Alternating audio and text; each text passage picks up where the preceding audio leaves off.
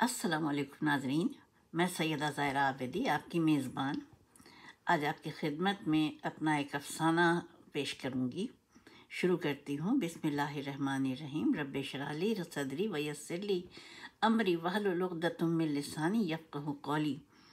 اللہم صلی علی محمد وعلی آل محمد کما صلیت علی ابراہیم وعلی آل ابراہیم انک حمید مجید۔ سب سے پہلے تو یہ بتا دوں کہ جو میں نے افسانے لکھے اب سے تقریباً 30 برس پہلے تو میں نے چھوڑ ہی دیے تھے۔ اس سے پہلے جو میں نے افسانے لکھے ہیں، نام اس کا افسانہ ہے، لیکن میں نے جو بھی افسانہ لکھا وہ میں نے اپنے اطراف کی سچی کہانیوں سے اڈاپٹ کر کے پھر میں نے اس کو افسانے کا روپ دیا۔ یہ بھی ایک ایسا ہی افسانہ ہے، لیکن یہ سچی کہانی ہے اور یہ میری اپنی گلی کی کہانی ہے جہاں میں رہا کرتی تھی۔ شروع کر رہی ہوں۔ اس کا عنوان تو بڑا ہے، لیکن اس کو میں نے شارٹ کر دیا ہے۔ اصل عنوان ہے اور یہ اسی عنوان سے پرنٹ بھی ہوا تھا پہلے کسی اخبار میں۔ وہ میرے گھر میلے کپڑے دھونے آئی تھی اور میرا اجلا میاں چرا کر لے گئی۔ اب اس کو میں نے شارٹ کر کے کر دیا ہے کہ چوری ہوا میرا اجلا میاں۔ انیلا کی جاب ایک نیوز ایجنسی میں رپورٹر کی تھی۔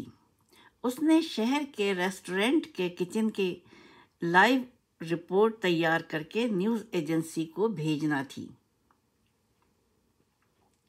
اس کے لیے کچن کے مالک نے اسے خود فون کر کے بلایا تھا تاکہ اس کے ریسٹورنٹ کے مزیدار کھانوں کی اچھی سروس کی پبلسٹی ہو سکے۔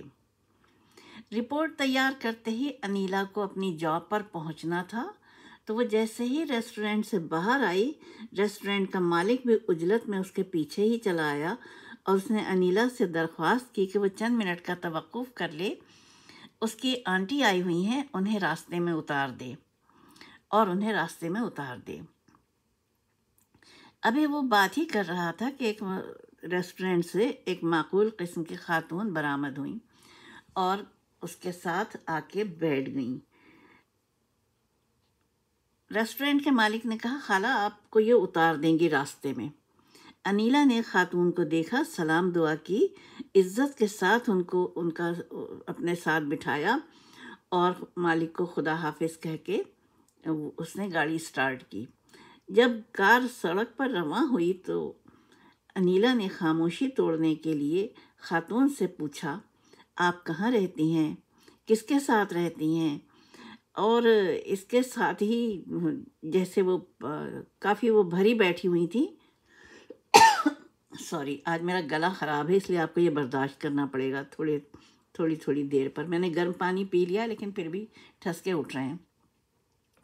خاتون نے بتایا کہ یہ ان دنوں کی بات ہے جب ہمارے علاقے میں فیڈرل بی ایریا میں پانی کا قحط شروع ہوا، لیکن ہمارے گلی میں عجیب بات تھی کہ ایک رو میں پانی آتا تھا اور دوسری رو میں پانی بالکل نہیں آتا تھا۔ تو اس طرح سے انہوں نے بتایا کہ ان کی رو میں پانی آتا تھا تو محلے کے لوگ ایک دوسرے کا خیال کرتے تھے اور آپس میں پانی کا لین دین ہو جاتا تھا۔ ایسے میں ان کے گھر کے سامنے ایک لڑکی جو رہتی تھی اپنے والدین کے ساتھ، اس کا ان کے گھر میں آنا جانا شروع ہوا۔ وہ لڑکی بچوں سے، میرے بچے بہت چھوٹے تھے لیکن وہ میرے بچوں کا خوب خیال کرتی تھی اور ان کے ساتھ بہت اچھا سلوک کرتی تھی۔ نتیجہ یہ تھا میرے بچے اس سے خوب ہل گئے تھے۔ ایک دن کی بات ہے جب میرے شوہر گھر پر تھے اور وہ سو رہے تھے، وہ لڑکی آ گئی اور اس نے بڑی خوشامد سے پوچھا کہ کیا میں کپڑے دھونے آ جاؤں؟ میلے کافی ہو گئے ہیں۔ تو میں نے کہا ہاں بالکل آ جاؤ۔ تو وہ بڑا سا گٹھر لے کر آ گئی اور جب کپڑے دھو کر واپس جانے لگی، اتنے میں میرے میاں سوتے سے اٹھ کر باہر آ گئے تھے۔ انہوں نے جیسے ہی دیکھا کہ گیلے کپڑوں سے بھری بالٹی ایک لڑکی اٹھائے ہوئے ہے، انہوں نے فوراً اس کے ہاتھ سے بالٹی لی اور اس کے گھر پر پہنچا دی۔ اس سے کہا بھی کہ آپ یہ بھاری بالٹی کیسے پہنچائیں گی، اور بس اس دن کی ملاقات نہ جانے کس طرح رنگ لائی کہ میرے میاں شام کو ذرا جلدی گھر آنے لگے اور گھر کی بالکونی میں دیر دیر تک کھڑے رہنے لگے۔ پہلے پہلے تو میں اس تبدیلی کو نہیں سمجھ سکی، تو ایک دن جب مجھے سمجھ آئی تو میں بھی اپنے میاں کے برابر میں جا کر کھڑی ہو گئی، تو سامنے والی لڑکی گلی کے بچوں کے ساتھ بیڈمنٹن کھیل رہی تھی۔ میرے بالکونی میں جاتے ہی میرے میاں وہاں سے ہٹ کر کمرے میں چلے گئے۔ پھر کچھ اور بھی تبدیلیاں ظاہر ہوئیں۔ میرے میاں نت نئی خوشبو کی بوتلیں لا لا کر استعمال کرنے لگے، نئے نئے کلر کی شرٹس بھی بدل بدل کر پہننے لگے، جبکہ اس سے وہ پہلے کہتے تھے کہ مجھے صرف سفید ہی رنگ پسند ہے۔ میں نے زیادہ کوریدنا بہتر نہیں جانا کہ گھر کا ماحول پراگندہ نہ ہو، لیکن ایک دن کی بات ہے کہ میرا بیٹا اپنے باپ کے ساتھ کھڑا ہوا تھا بالکونی میں۔ جیسے ہی میں پہنچی، بیٹے نے کہا کہ پاپا آپ کہتے ہیں، ہمیں منع کرتے ہیں کہ گلی میں چیزیں نہیں پھینکو، لیکن ابھی آپ نے کاغذ پھینکا ہے۔ اور جیسے ہی بیٹے نے یہ بات کہی، ویسے ہی میرے میاں نے میری طرف دیکھا اور فوراً کمرے کی طرف چلے گئے۔ اب میں سمجھ گئی کہ ہاں، بات کنٹرول سے باہر ہو گئی ہے۔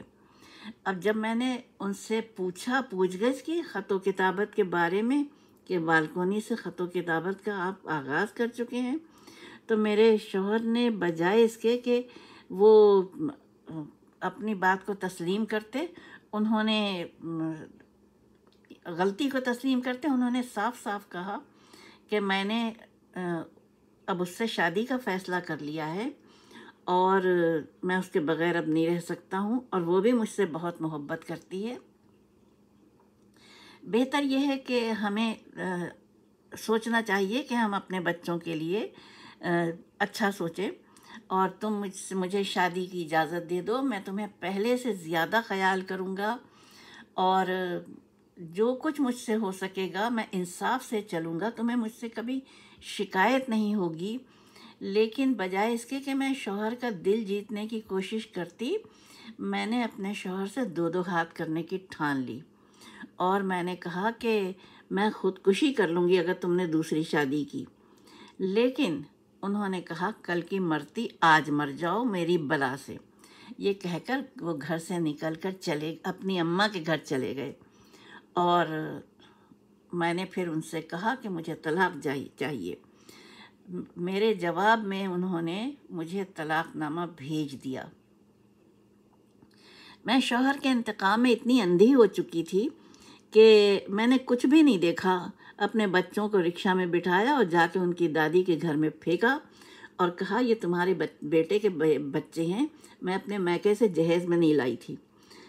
جب میں گھر سے نکل رہی تھی دروازہ بند کر کے اپنے پیچھے، تو میرا 4 برس کا بیٹا میرے پیچھے دوڑا تھا روتا ہوا، لیکن میں نے اس کی بھی پرواہ نہیں کی، اور پھر میں گھر سے نکل آئی۔ اب وقت گزرا، میں نے جب بچے اسکول گوئنگ ہو گئے تھے سارے، تو میں نے اسکول جا کے ملنا چاہا۔ پہلا تو ویسے ہی جا رہا تھا، وہ 7 برس کا تھا، چھوٹی بھی جا رہی تھی، وہ بھی 5 برس کی تھی، اب تیسرا بھی جانے لگا تھا۔ جب میں نے بچوں سے ملنا چاہا تو پرنسپل نے کہا آپ نہیں مل سکتی ہیں، اجازت نہیں ہے۔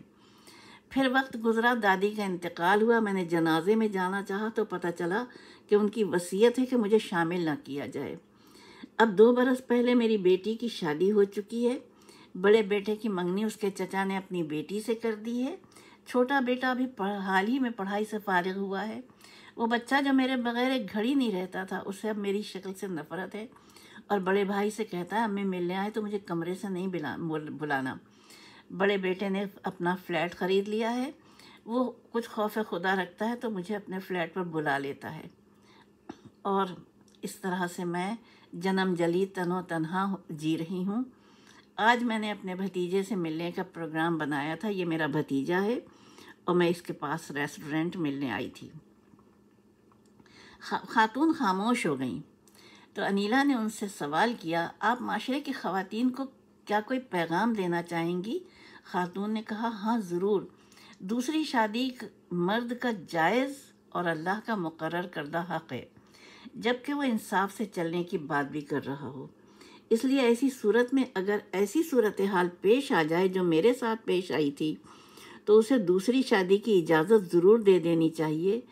خاتون کی منزل آ چکی تھی، وہ اتر کر چلی گئیں اور انیلا کو اس کی نئی کہانی کا عنوان دے گئی تھیں۔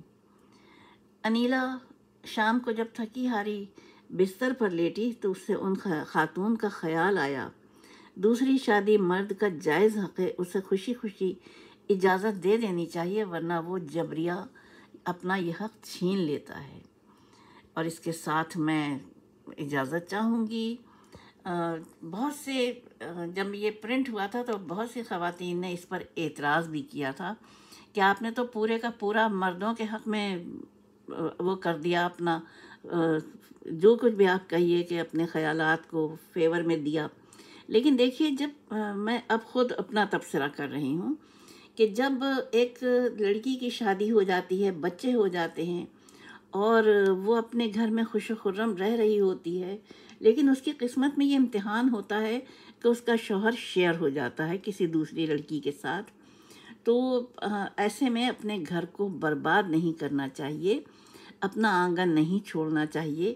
اپنے آنگن کی بڑی قیمت ہوتی ہے اور وقت گزر جاتا ہے اور بچے پھر اپنی ماں کے فیور میں ہوتے ہیں، بجائے اس کے کہ وہ ماں سے نفرت کریں اور وہ ماں کے سیکریفائزیشن کو اپریشیٹ کرتے ہیں اور کہتے ہیں کہ ہاں، ہمارے باپ نے زیادتی کی تھی لیکن آپ نے ہمارے ساتھ انصاف کیا۔